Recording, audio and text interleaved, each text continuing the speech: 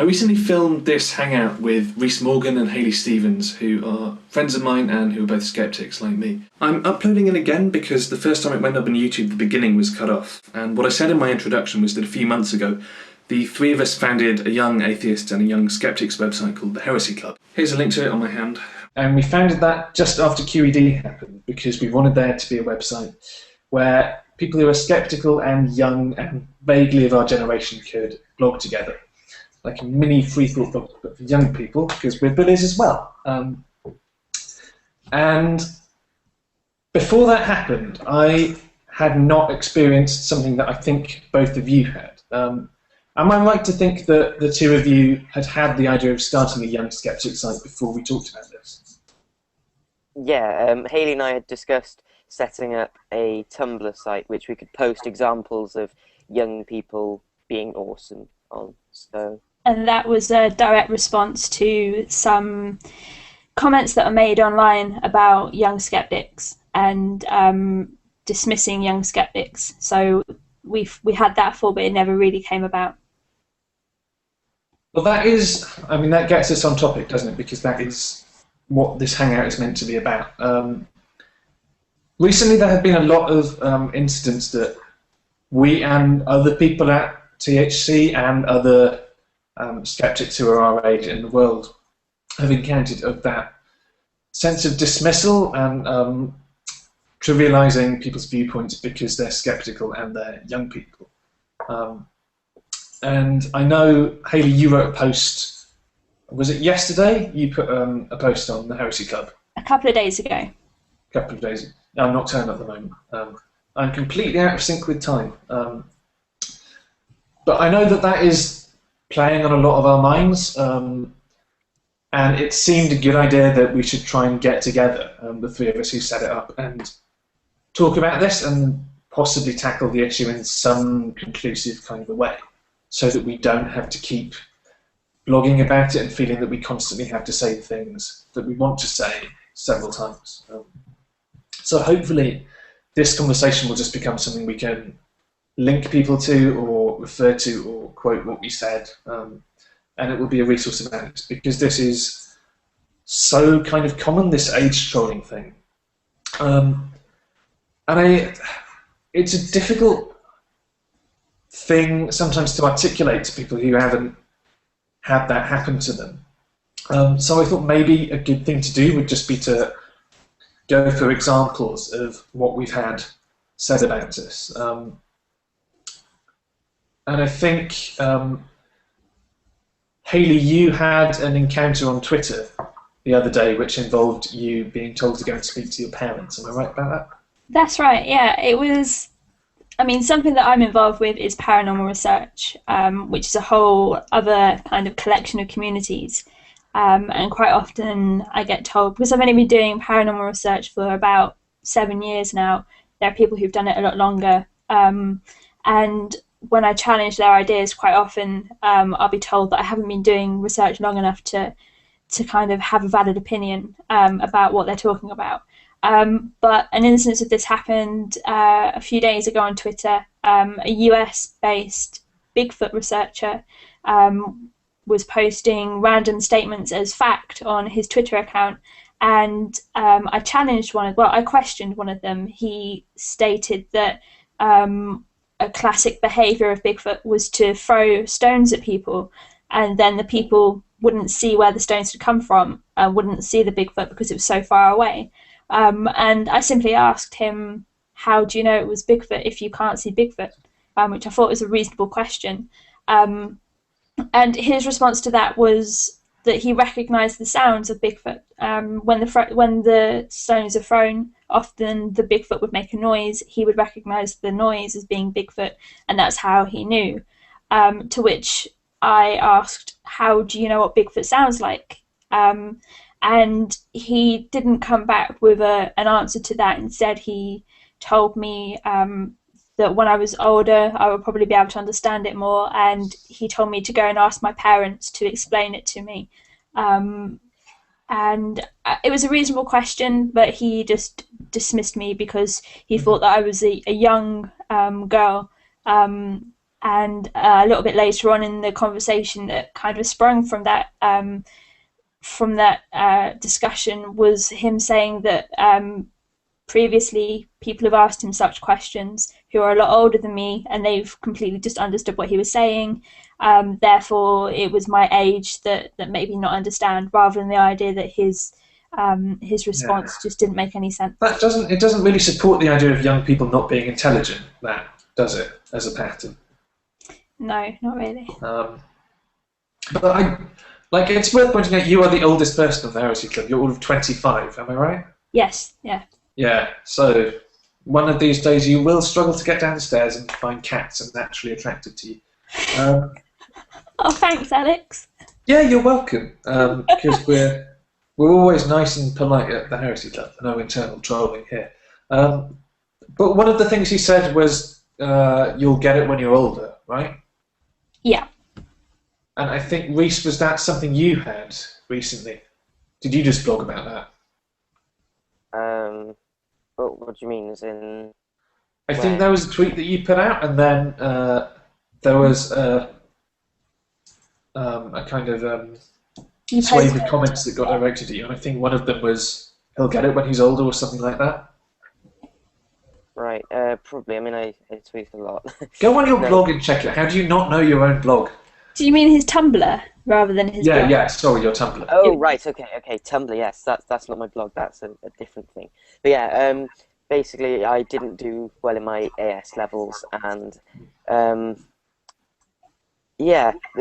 a particular troll Twitter account picked up on this, and they started posting all sorts of just nasty things about me, saying that I was stupid and that sort of thing. And also they tried to make it out that because I was a feminist, that's kind of where I had lost failed my A-levels, and that sort of thing. And also that because I'm young, I will understand what feminism, or why feminism is bad, and all that sort of thing. I noticed. Yeah. Sorry, Katie. So I was going to say, I noticed that one of the comments made in that exchange that you posted was that because you had not done well in your AS levels in scientific subjects, that meant that you couldn't you couldn't speak skeptically about those, or you couldn't challenge people who had qualifications in those scientific subjects. And I noticed that comes from people who claim to be skeptics, and would, if that exact same argument had come from, say, a homeopath or a chiropractor, they would call that out as being the argument from authority that it is. Right, yeah. Right. And the whole you will get older and then understand what feminism is and isn't thing. Mm-hmm. It reminds me of a lot of Christians, particularly evangelicals, including the ones I just went and met on my soul survival project. There is this whole avoiding the term religion thing. It's not a religion, it's a relationship. I hate religion, I love Jesus. And it's as if you can just get around all the objections by not using the term religion. And it's like, what feminism strictly is and how you define it and whether you apply that word is really not relevant to the discussions that we want to have. Like, we can stop calling ourselves feminists if we even want to do that, but that's not going to change the fact that we're still going to say certain things, and some people are going to get irritated by that. But this is not a discussion about that. I think you have a moniker, Little Skeptic Twat, though. Am I right about that? Yeah, that's one of them that this particular person had come up with, because I did a readathon, or I'm still doing a readathon for Rape Crisis, and because I said in the sort of biography for it that we live in a culture that condones rape. I mean, if you just sort of watch the news and see how a lot of these people have, like on Twitter, for example, the Ched Evans case, and you see people saying, oh, well, he's clearly innocent and all that sort of thing, that's pretty much condoning rape. And then when you see people trying to make excuses for, say, Julian Assange, that's condoning rape, from what I can tell. So, and that's how I got that name from this person. Well, it's a pretty good name. I mean, it's kind of like Evil Little Thing, but it's sort of one rung down. It's not quite as catchy, I don't think. No, it's not. It wouldn't make as good a T-shirt, to be honest with No. it. But it's, I mean, it's that, it's the use of little like that to demean people, which is just so chauvinistic. And then there's this thing of, I mean, a lot of these discussions there seem so often to be sort of a reference to things like life experience. I've had that on one of the blogs that I wrote. Your life experience is obviously enough for you to comment on this. And the idea that if you're under a particular age, you just can't know about the world, or you're a teenage idealist or whatever. And so much of the time, people claim that they're trying to excuse young people. I'm speaking in their defence. I'm saying that they can't help not being very good at thinking about this. You know what I'm talking about? Yeah, I know exactly which one you're talking about now. And it's like that statement and the accompanying assumption that if you're young, you must not be very cognitively skilled, put it that way, is so indebted to that idea of the little thing. The sort of young person who just isn't qualified to comment. And it's so just frustrating being around that. When I find it hilariously ironic. Oh, sorry. I find it ironic that these are the people who, in the past, would say things like, "Oh, Reese is young and he gets it. That's great. That's great." But as soon as I disagree with them on something, it's instantly a sign of my age being a limiting factor or something like that. It's... Yeah. It's just a personal attack, really. It's just, I think, a form of ad hominem. And you're right, the same people that used to, like when the 1023 campaign sort of launched, people were saying how brilliant it was that you were skeptical about homeopathy, and then suddenly when you start saying things that they don't agree with, your age is brought out as something to attack you with. And unfortunately, I think sometimes you just can't win. Your age and is something that you can't control. It's not always a direct attack. Like I don't know if these people who say, well, it's not his or her fault or whatever other pronoun, they're just young. It's go easy on them. I can't tell if people who say this actually think that it's a sincere defence of people like us, or if it's kind of a passive aggressive. Backhanded defence thing. I really can't tell. Well, I mean, from my experience, it does seem to be like a backhanded, patronising attack on you. Yeah. If they are, trying to phrase it as if they're defending you. So in my experience, I would say, yes, it does seem to be quite patronising. I get it a lot on, or at least I have in the past on my blog where I write about paranormal research and stuff. When I criticise people for the research they've done or the claims they've made, quite often I'll be told, or a comment will be left saying, "Oh, don't worry, when Hayley's older, she'll understand the error of her ways." And I mean, yeah, maybe they do mean that in a well-intentioned way, or perhaps it is a backhanded insult, but it doesn't matter really how they intend it, it's how it's perceived that kind of matters. And again, it reminds me of certain believers. Like I got messages from Christians after I'd been to that evangelical camp, and I talk about massive amounts of homophobia and bigotry from other people who are camping there. And I got these messages saying, well, I don't condone homosexuality, but I love you. And it's like, if that's what your love is, I don't want it. I don't. If you're going to take the fact that I'm 21, Reese is 17, Hayley's 25, whatever, and kind of use that as a way of suggesting that my capacity to think about things is diminished, and then excuse me on behalf of it. I don't want to be excused. I want to be held to the same standard as everybody else and told when people think I'm wrong. Exactly. Yeah. Don't put me on that pedestal and treat me as if I sort of need to be mollycoddled. That's just horrible. And it's nobody else's place really to be making excuses for you. Yeah.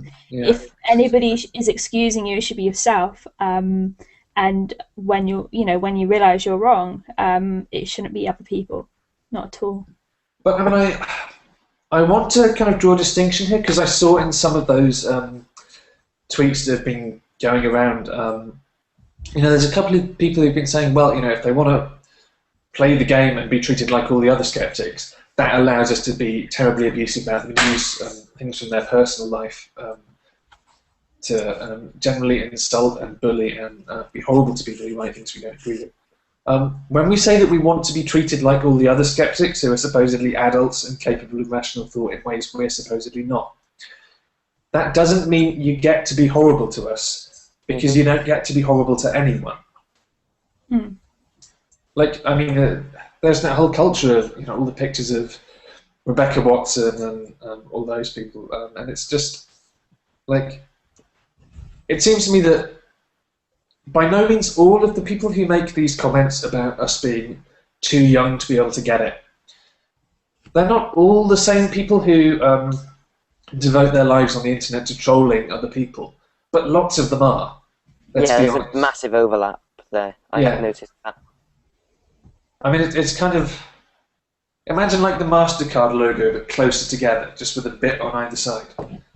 That's the Venn diagram of those two groups. I noticed the other day on Twitter as well, I think it was part of the same discussion of my A-levels, or it come from that discussion because a teacher started getting involved, and then, one of Hayley's friends, or ex-friends maybe, got involved and said, Reese makes me laugh because he's young and stuff, but also because he makes me laugh, or something like that. And that sort of thing. Yeah. It's like, yeah. It was quite a patronising comment. It was suggesting that people kind of call you out for not having enough life experience, as Alex discussed earlier on, and he was kind of he was trying to condone that by saying that it's okay because it makes him laugh, and he laughs at the immature things that you're doing and saying, when in fact it's not immature. They're just using your age against you. And I often see people who make such comments, or who make comments about your age, saying, "Oh, I'm not ageist," and or I'm not misogynistic, or I'm not homophobic, while then in the next breath using gender, age, and sexuality to disregard somebody's argument. And that's such a common theme. People don't seem to be able to distinguish from the fact that even if you think it's okay for somebody to be making stupid comments because they're young, suggesting that they're making this stupid comment because they're young is ageist. It has that ageist undertone. And suggesting that somebody's being emotional in an argument because they're female, that is also it has sexist undertones to it. You're attacking them because of something they can't really control about themselves. Right, and I mean, you could absolutely theoretically do the opposite as well. These people, several times now I've heard, well, teenage idealism exists, doesn't it? Well, so does dementia, but people don't read the God Delusion and go, oh, well, Richard Dawkins, he's clearly cracking up. It's only the young people who are expected to be saying things which are wrong purely on the basis of lack of life experience, or idealism or whatever, and something which is presumed to be comorbid with youth. But even if it is, that's really not relevant to the discussion. And it's not even a valid argument, because like I wrote for that post on the Heresy Club a couple of weeks ago now, I spoke at Camp Quest in the UK, and the campers there ranged in age from 8 to 15, I think was the oldest child there, and I did my talk, and it had a Q&A, and the questions that were being asked and the points that were being raised by the audience in my talk were really valid points, and things that I hadn't kind of gotten until I was 19. You know, I started paranormal research when I was 17, 18. It wasn't until a couple of years later that I started to see the irrational things that I was saying and doing. But these children were a lot younger than that, and they had these valid points about, you know, the Loch Ness monster being a commercial thing, and how easy it is to fake ghost photos and things like this. And then later I was able to sit in on a philosophy for children class, and they were discussing things like politics and identity and religious freedom, and, you know, extremist political parties. And, you know, the things they were saying, unprompted, completely unprompted, the things they were coming out with and the points they were making were spot on. You know, there were points that I've made to my friends who are, you know, are in their mid to late 20s, and things that I see on Twitter discussed by adults. So this whole idea that you have to have life experience to have a valid argument or to make a valid point on something is completely rubbish, because these children were making valid arguments.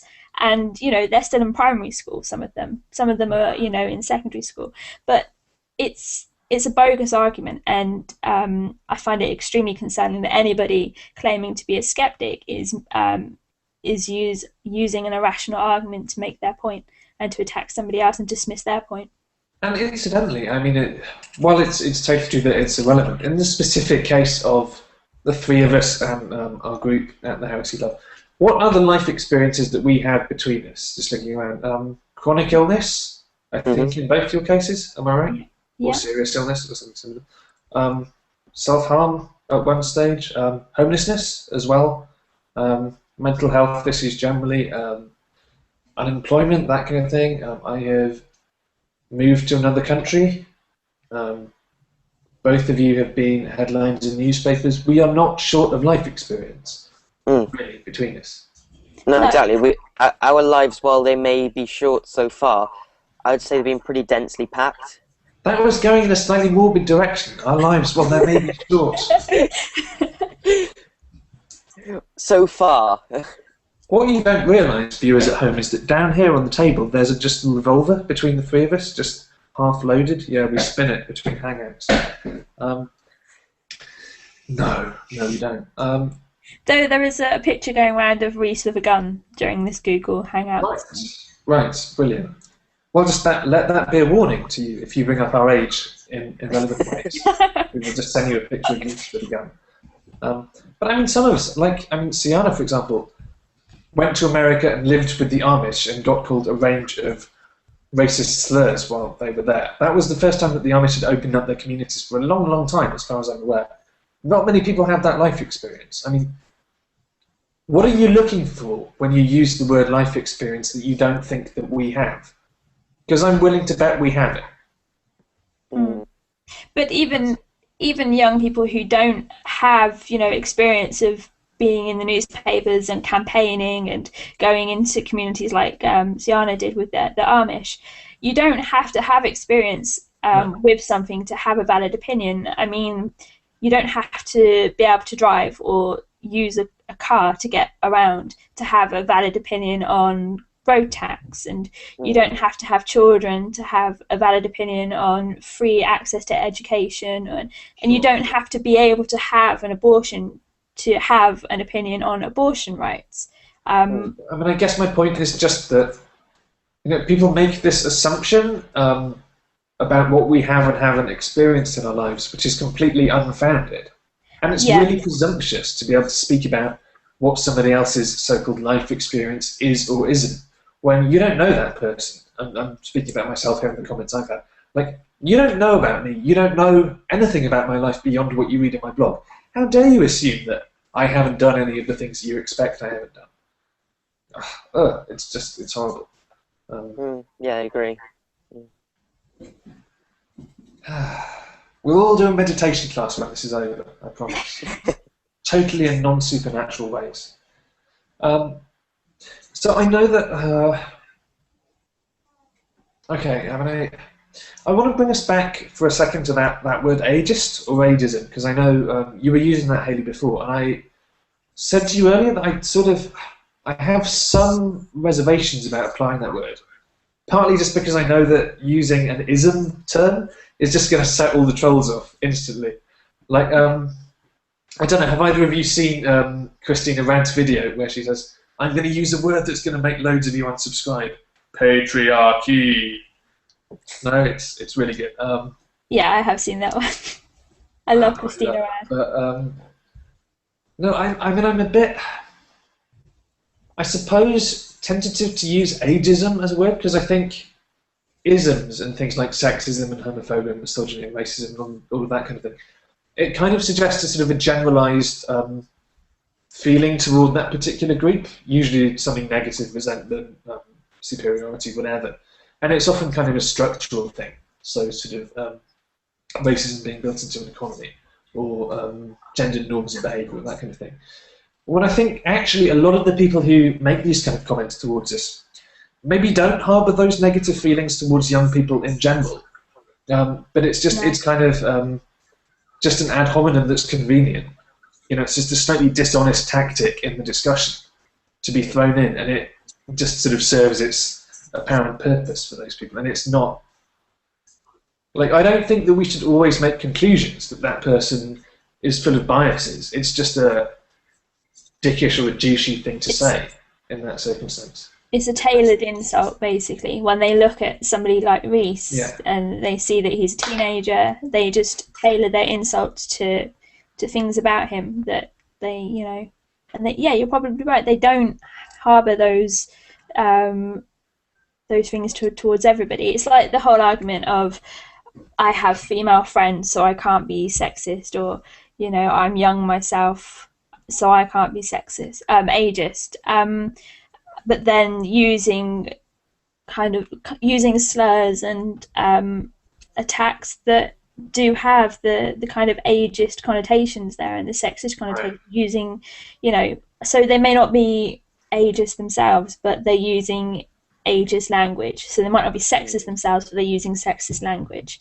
I mean, there definitely are times when I've had the sense of that contentment from somebody that's talking to me and is being nasty. I mean, I've had discussions on YouTube and secular videos or whatever, and I've had the word kiddo used repeatedly to refer to me, despite the fact that I'm 21 and notionally an adult or something. I know that there's nothing that makes you sound more like a child than going, I'm an adult! But, no, I mean, I think there is sometimes there is that broad sense of talking down to people, and sometimes the condescension is not indirect, sometimes it is just straightforward patronising-ness. And it's important to say, I think, that this is something that's not just in the skeptical community. I get this from believers all the time. Yeah, I mean, I've personally noticed it a lot more often from believers, and it just so happens to be recently with all the rifts in the skeptical community and the atheist community that they're also starting to use the same arguments now. So, I mean, like, when I started off in the skeptical community talking about homeopathy, I would always get the insults, oh, well, you're 15, what the hell would you know? You know, you're 15, you know, how could you possibly know this? Have you ever used homeopathy? And all sorts of, like, arguments from authority trying to establish false authority over me.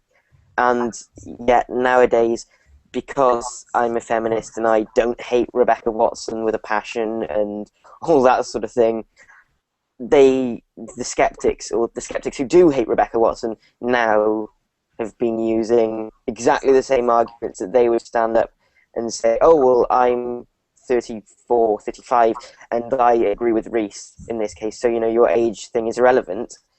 Now, they're using exactly the same arguments that the believers would use against me. Right. I mean, that's what I always want to say. Like, what would you tell somebody who's saying what I'm saying, who was 60 or something? Yeah. Well, when I had the whole episode with the Bigfoot person on Twitter, I'm not sure how to phrase that. Bigfoot person. The one with the Bigfoot person. It's like Friends.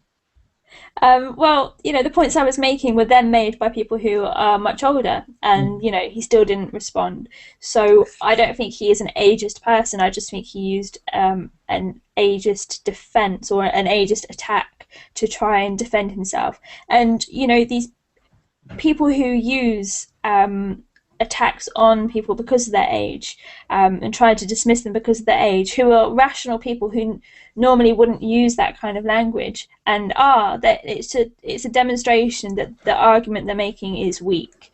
And when you have a weak argument, you result to you kind of grasp at straws and attack what you can, and in this case, it happens to be people's ages. And I'm thinking along the lines of straightforward condescension and that kind of thing.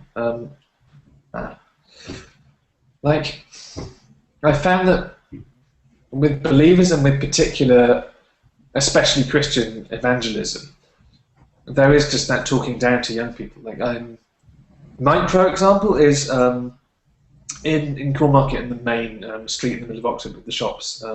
That's where you get all the faith groups. In fact, I think there might be a Healing on the Streets group. Haley, come and visit. But there's one old guy that's with one of the Christian groups, and whenever I walk past, I'll get, "Good news, young man?" And it's like, why do you feel the need to call me young man? Why can't you just address me as a person? Why do you have to bring that into it? Which, I mean, it sounds like that is completely irrelevant, but there is sort of a context in this where a lot of evangelists seem to suggest that the reason a lot of people our age are not religious is that they just know nothing about it. I remember there was a BBC programme with Anne Widdecombe a year ago, or a couple of years, about whether Christians are being persecuted, as the papers like to suggest. And she looked at various churches who were trying to recruit young people. And I remember there was a specific group who did things like retell the story of the prodigal son, except he wasn't a prodigal son from a farm. He was a wayward surfer. And it's like, really? Yeah, are you really going one to suggest that the reason a lot of people my age are not tuning into Christianity is that the Bible lacks surfers? Do you really find it so exotic and esoteric and beyond mere consideration, the idea that people who are young might simply have considered the factual claims and the epistemological and moral bases of your religion and rejected them? Is that really so far out? Well, yeah, because I mean, obviously we're young and we haven't thought about it. Right, but it's. But no, I mean, I've got as I've talked about recently in my forethought video. I used to be an evangelical Christian, and in my Bible, or in a couple of my Bibles, because I had a few, and I had quite a few given as gifts to me. But there's this one particular one. I don't know if I have it here now.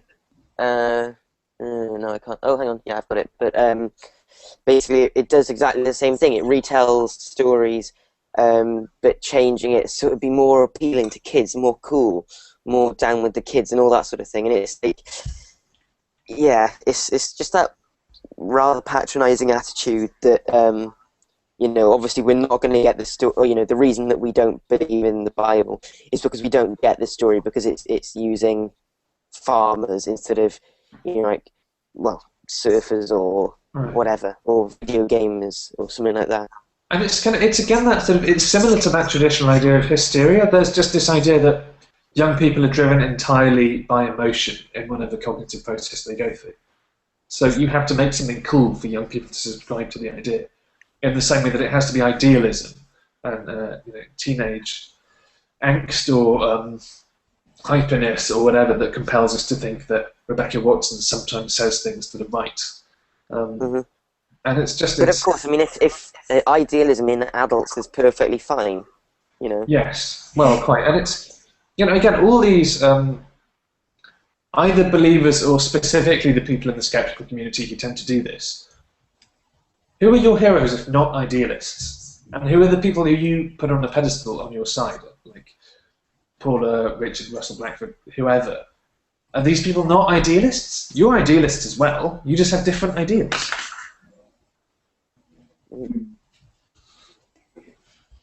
And I think what people fail to realise, if people are truly, if they're skeptics and they're truly passionate about being rational and other people being rational, then there are better ways to go about telling somebody they're wrong than to just tell them, oh, it's because you're young, you'll understand one day.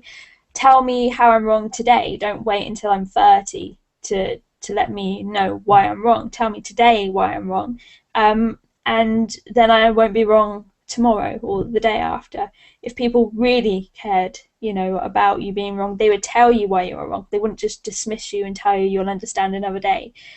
I have, there are debates that happen on my personal blog and on my Facebook wall and everything where people do dismiss me because of my age, and then somebody else will come along and say, I've read your points, I don't agree with you, and here is why I don't agree with you. And they'll give you material or links or something that take you to something that's maybe suggests an alternative to what you've written about. And those people aren't dismissing you because of your age. They're telling you you're wrong and why they think you're wrong. And I just think that's a more practical way of going about kind of discussing or debating a point rather than just dismissing the point outright. And I think it's very telling when somebody just says, that you don't have enough life experience to have a valid point, or you're too young to have an equally valid point or informed point on this topic, and they don't provide you with more information or try and correct you. I think that's really, really telling. And it kind of stands out more than those who, people make personal attacks because, they have a lot invested in a subject, if they're a believer. And then there are people who aren't as invested, who don't agree with you and give you this information. And then there are those who don't agree with you and they don't have a reason to not agree with you, and they just do whatever they can to dismiss your point. And it shows, it stands out. Well, that last one of just disliking someone and trying to dismiss their points, that's exactly what's been happening in the skeptical community recently. Like if Rebecca Watson says something, immediately you see trolls disagreeing with her because she's Rebecca Watson. You see Jen McCrate making points, and immediately you see people disagreeing with her because, she's Jen. And it's just that sort of attitude coming, especially when it comes from skeptics who are supposed to be rational and, get that that's not a good thing to do. It's just... edgy but not friendly kind of thing. Pardon, sorry? Edgy but not friendly? No. It's have you seen that talk, Jen does? Edgy but friendly? No, it's good. No. But I'm saying it's just disappointing when you see, skeptics doing that. And it's even worse when you see people who, you used to respect and, there's a lot of people who are on the other side of the atheist feminism war who I don't dislike and who I have a lot of respect for. Paula Kirby in particular. Mm-hmm. Oh yeah, no, I still hold a lot of respect for Paula Kirby, despite the fact that she was dismissive of me and then, later on in the discussion said, oh, well, he's young, he, exactly what Hayley was talking about earlier. We don't want to make this about any individual. No. But I don't want to suggest that anybody who ever makes comments that make me uncomfortable like this is some kind of fiery demon who must be pushed wildly out of the skeptical community. There are just certain things which I find really abrasive, and I would just like people not to do. And it's just please leave the fact that I'm 21 out of this. I said before, this is not something that I had ever experienced before I blogged with the Heresy Club, before we set it up. And I think something about marching under that banner of young skeptics, young atheists, whatever, does just let that in a bit more, which is understandable because we do foreground that aspect of ourselves. But the reason that we foreground it is that we want it to be not ignored, but we would like to play the game on the same terms as everybody else. Yeah, definitely. The reason we set it up is so that we could give young people a voice under, the banner of the Heresy Club, so that, people would see us and say, yeah, these people are young and they're doing good things, and I agree with them. So the whole point of the blog, or, even the earlier Tumblr idea, was to highlight that young people can do good things and all that. Yeah, and to highlight that young people are informed, and maybe there are things that we write about on the Heresy Club or elsewhere on personal sites or on Twitter or whatever that are wrong. We're human, we make mistakes, But I don't. personally, I would just prefer that somebody kind of attacked my argument rather than attacking me. Yeah. I don't think that is an outrageous demand to not have things that I can't control about myself brought into the discussion rather than points that counter what I've written or show why I'm wrong. Well, not even things that you can't control. I mean, like, I don't know. I don't want to make comments that stigmatize mental health issues or anything like that. But there might be you might be schizophrenic, something like that, and that might be causing you to say things that were wrong. That might be something that you couldn't control. But the fact that we can't control our age is not really relevant because our age in general is not relevant. Yeah, it No, doesn't affect exactly. the quality of the arguments we make. It doesn't affect the arguments we make. My age does not inform my opinion on feminism or skepticism or homophobia or, Right. that And sort even of if thing. our age did lead to us saying the things that we say, if they were, simply an irrational byproduct of us being 18, 21, whatever, that wouldn't affect whether we were right.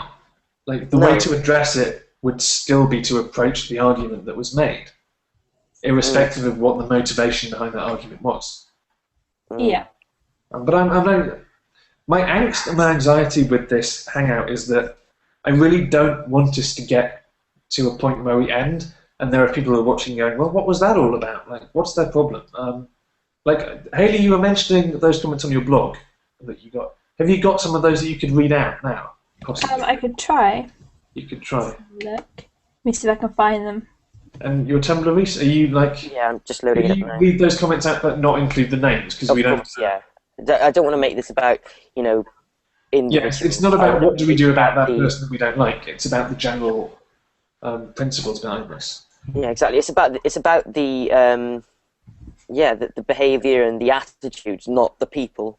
I mean, of course, some of the people that I'm gonna read comments from, they're well known for, or they've become well known for repeatedly being irrational about this sort of thing. Sure, So sure, there were trolls out there, but it's like yeah, I remember with the that's not. sexual harassment thing.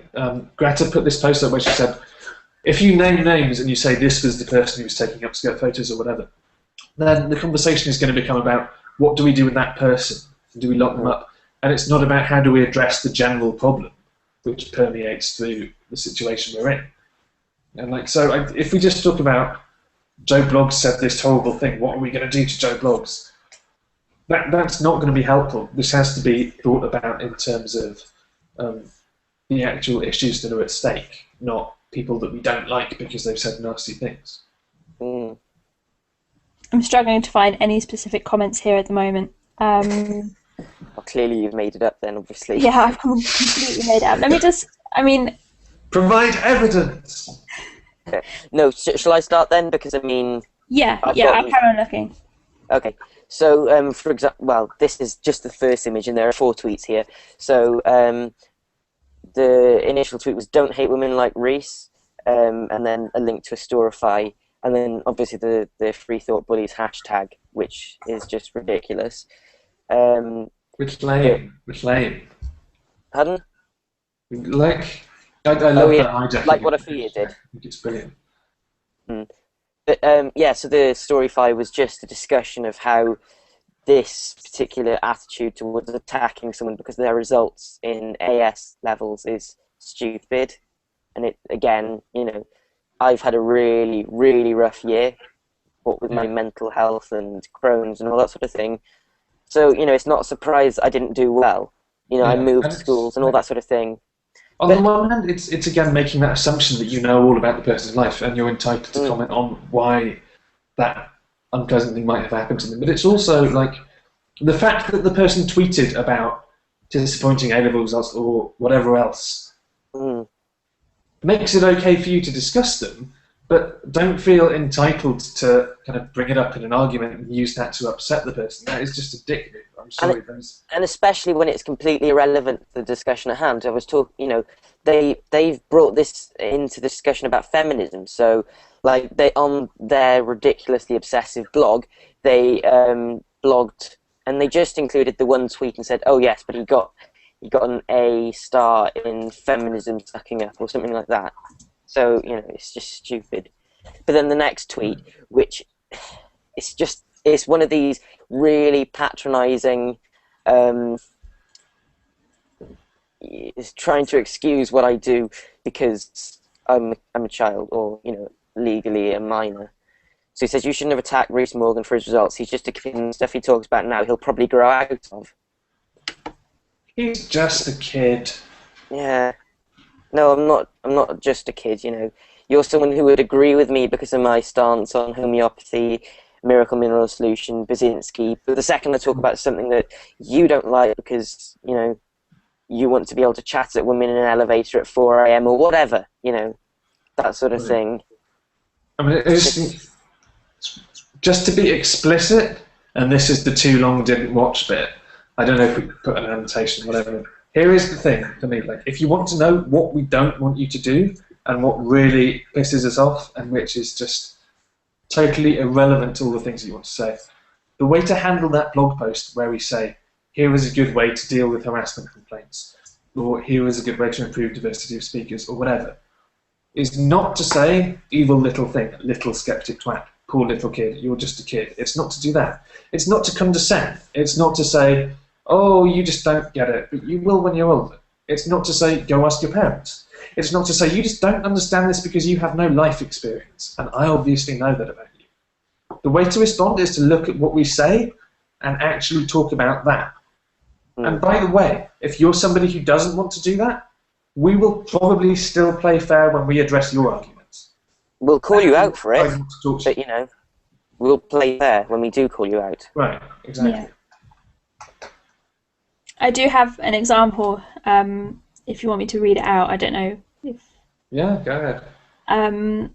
This was a comment from paranormal researcher, Ghost Hunter, that put some videos and some material up online that wasn't rational. So I blogged about it, about how the material wasn't rational and what the rational causes were. And the response was... And it's not written perfectly, so I'm sorry if it doesn't sound like it makes sense. It says, "I see it's an onslaught from Hayley Stevens. Should have known. Learn about life before you dare to comment on that of which you don't have a clue with your underhand tactics. I have no more time for idiots, and it would appear I have a prize on here. Silly little girl. You need to live life before you are qualified to comment on it. You are far from qualified on anything other than your guest opinions." And then he went on to call me chicken, as in, like he said, "Oh, newsflash, chicken! You're not qualified to talk about this." So yeah, it's just these generally patronising attitudes because of our age. If you can hear that comment being read out and think that our irritation and concern at being treated dismissively because we're not white-haired is made up or created out of nothing, you need to hear that comment again. Just rewind this video. There's a slider at the bottom. Just hear what Hayley read out again. If you don't think there's a legitimate problem that we're talking about, that. And if I would love if we could just get all the bullshit that we've been getting in comments and just combine it, like a desktop wallpaper or something. Maybe we should do a Tumblr. Yeah, with testimonials bit of the site, that'd be great. Yeah, I do think that the Tumblr idea could still be done, but maybe instead of, say, the good things that people do, maybe the ageism that we receive, that the comments. So we've got the Heresy Club for promoting that young people are rational and can make good arguments and that sort of thing, and then we've got Tumblr for that. This is not a planning meeting. This is an explaining why we're pissed off. But yeah, we should think about that. Yeah, I think I've probably said everything that I wanted to say. I think. Are we there? maybe just one more final note that might account for some of the comments that are made. It's something that I spoke to DJ Grothy about at QED earlier this year. Does he remember? I don't know. I don't know. But one of the things we were commenting on was like the harassment that happens online and the nastiness of it, just, the maliciousness of what people say. And one of the problems is that when you're engaging with other people online, you can make comments straight away. You don't have to stop and think. You're not face to face with them, where a certain comment will probably get you slapped or something. You have your keyboard, you have the comments box, you type in what you want, you press enter, and it's there. It's online. And even if you take it down, it's still been there. And that's a problem because people just don't stop to think.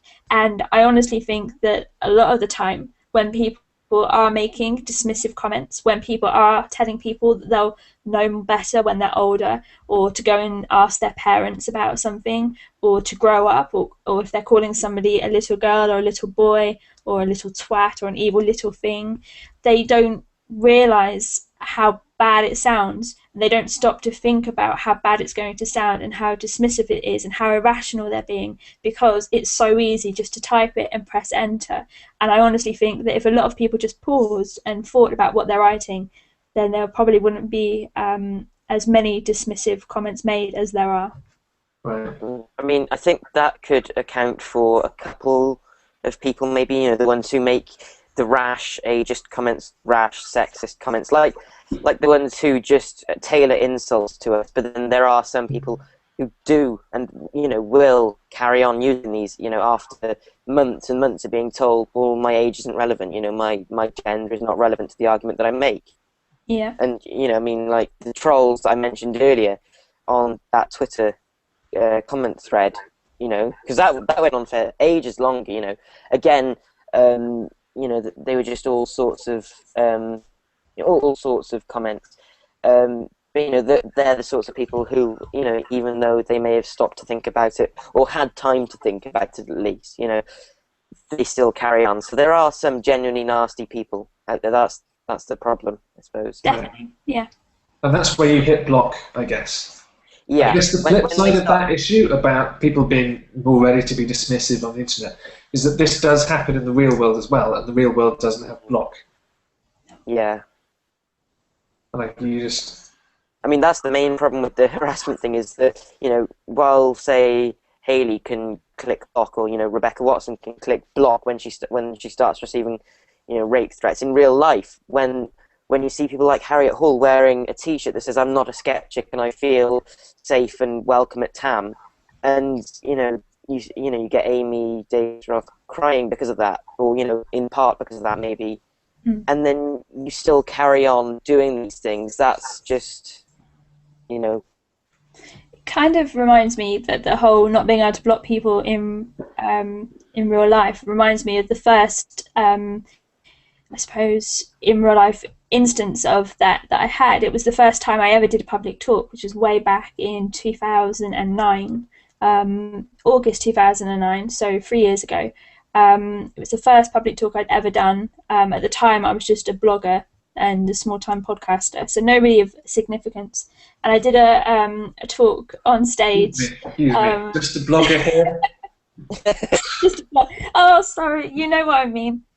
Yeah. But you're better than me. That was really horrible. I'm so sorry. I didn't mean it to sound like that.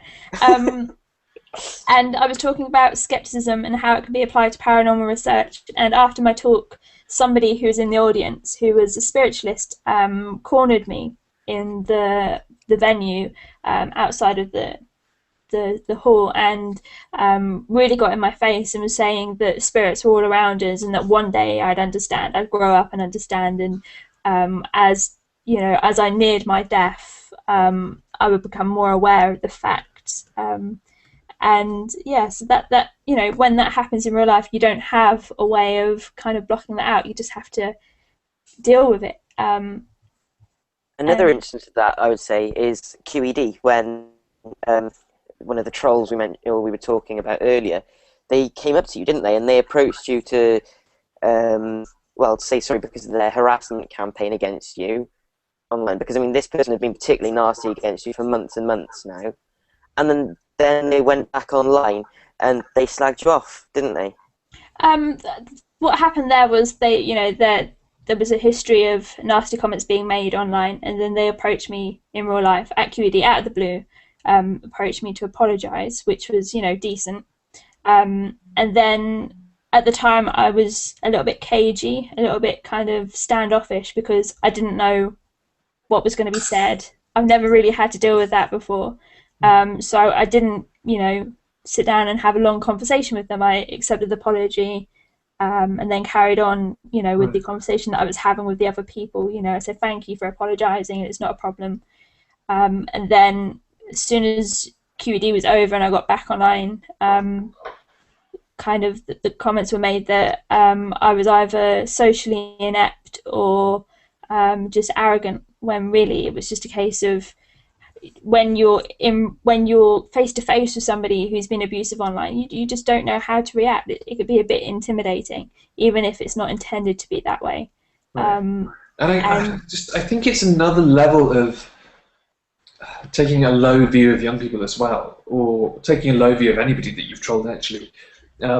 Just this attitude that I've sometimes encountered of saying, you need to go get an education, go talk to your mum and dad, grow up, whatever. And being incredibly rude and dismissive and generally a douchebag. And then think that in your next email you can be all chummy and say, hey, let's go walk in the park together or whatever. And it's like... Yeah, and I think this boils down again to the problem where people make comments straight off online because they don't have the person in front of them. It's impersonal. They don't see that person as a human or a person. The implication is just that we or whoever is being subjected to that has just no capacity for social discernment. Like you can't react to somebody behaving in a particular way toward you by going, I don't want to know you anymore. Like, we just can't respond that way. It's as if just like there's this complete reaction of surprise when any of us blocks that person or decides not to talk to them. Yeah. And it's like, did you really think that we were so kind of undeveloped that we wouldn't be able to tell the difference between somebody who we did and didn't feel comfortable around? And even if you do, and apologising sincerely or even not is really commendable, but I think it is socially inept to do that and not appreciate that even after you've taken responsibility, said what you need to say, whatever, that person still might be a bit cagey. Like, I hold my hands up. I have been a dick to some people in the past, and I'm really not proud of it. And I get why, even after I've said I'm sorry to them, and I feel full of regret, they just might not want to be around me if they just don't feel comfortable. I get that. It's my responsibility. Like, you can't just expect that people will be obliged to become friendly to you when you want them to be. Again, it's just that it's the same idea. It's just the idea that person has no capacity for independent thought. It's just... And I mean, I hate to go back to the same person again. I'm not going to name them again, but they started complaining on Twitter that I think it was PZ Myers had blocked them, and then it transpired that Rebecca Watson had also blocked this person, and they'd emailed Rebecca Watson to say sorry for it, and that I don't know whether they said sorry or not, but that they emailed Rebecca Watson asking to be unblocked or that sort of thing, because they wanted to follow her tweets. And then Rebecca Watson quite rightly replied, oh wait, I will unblock you. Oh no, well, that's right, I remember who you are now, and then listed exactly where this person had been vile. To be fair, they didn't use the C word, it was only feminazi.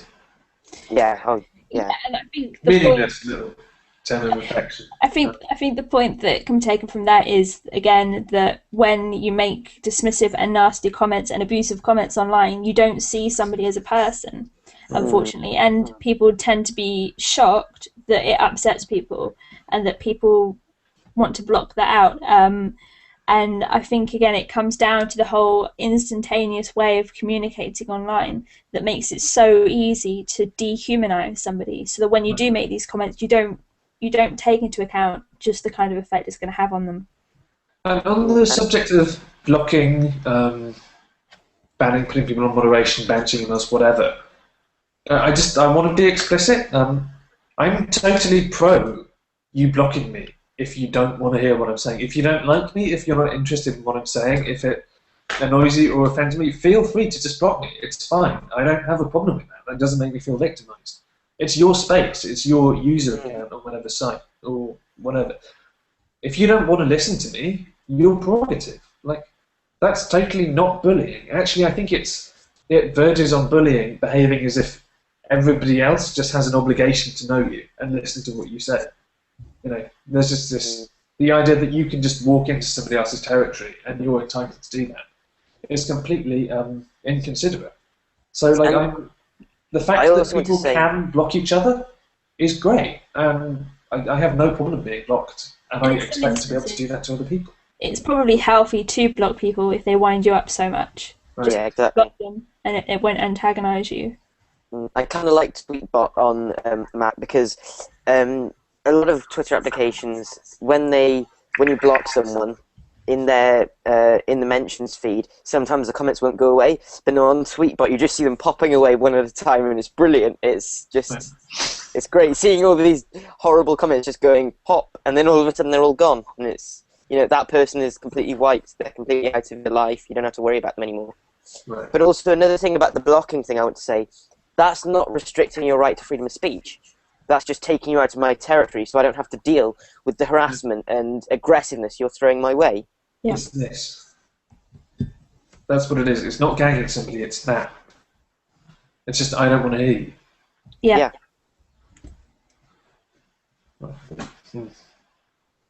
Are we there? I think so. It's 2 o'clock. Seems a good time to wrap up. Yes. Cool. Yeah. Thank you. That was really good. We'll spread this video everywhere and take over the web. And we'll get trolls. Just preemptively, if you think it's going to be a good idea to leave comments just underneath, particularly after me saying this, saying, grow up, don't. Just I know go you will. away for 5 minutes. Even if you're going to Count to say 10. ironically, just As if you still think it's a good idea. Right, okay, I'm going to end this now. Okay, Bye thanks for from watching. me. Bye.